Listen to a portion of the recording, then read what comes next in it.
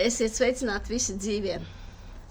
Šodien tēma kārtējā aktuālā, kas saucās dzelzs.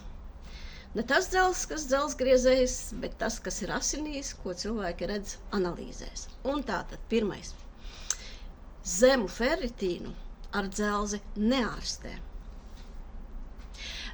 Tad, kad jūs redzat analīzēs problēmas ar šiem rādītājiem, ja, un iet uz aptieku un vienkārši iegādāties un dzert dzelzi, var būt pat bīstami. Jo ferritīns ir ne tikai dzelzs rezervju rādītājs. Ja? Ferritīns ir akūta iekaisuma fāzes olbaltums. Tā, ko tas nozīmē? Zemes ferritīna līmenis, ja? Tas ir signāls par to, ka organismā ir kādi slēptie procesi, kas neļauj dzelzī vienkārši asimilēties.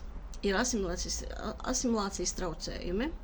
Tātad galvenais iemesls tam ir iekaisums un cauro zarnu sindroms. Principā gremošanas sistēma, ja? Gremošanas sistēmas kaut kāda problemātika. Tātad Kas tur var būt par traucējumiem?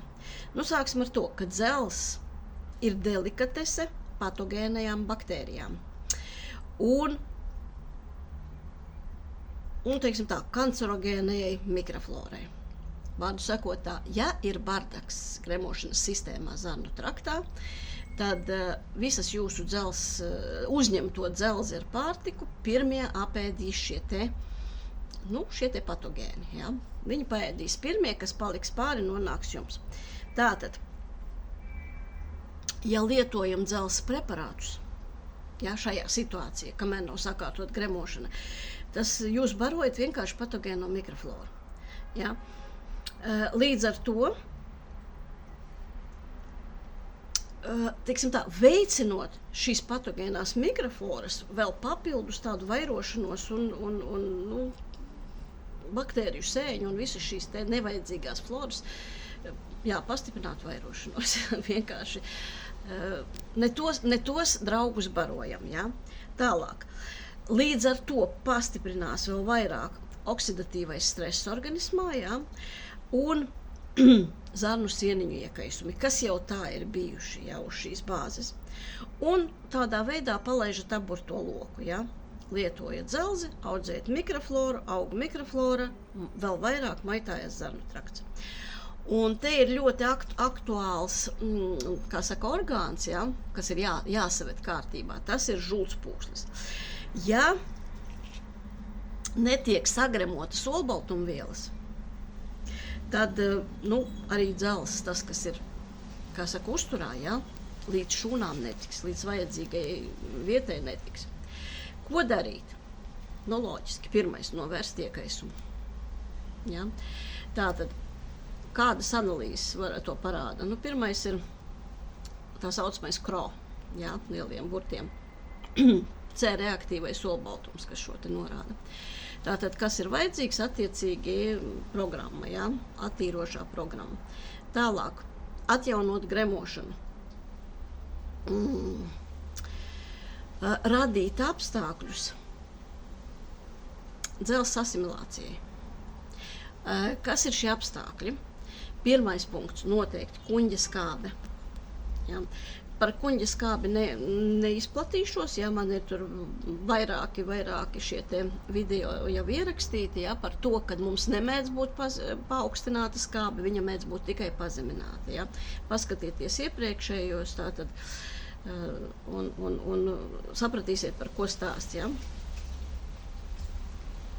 Tātad bez šīs attiecīgās kuņģa skābes koncentrācijas, ja, šis dzelzs nepārvērtīsies asimilējumā formā. Izies vienkārši pa zarnu traktu cauri. Ja?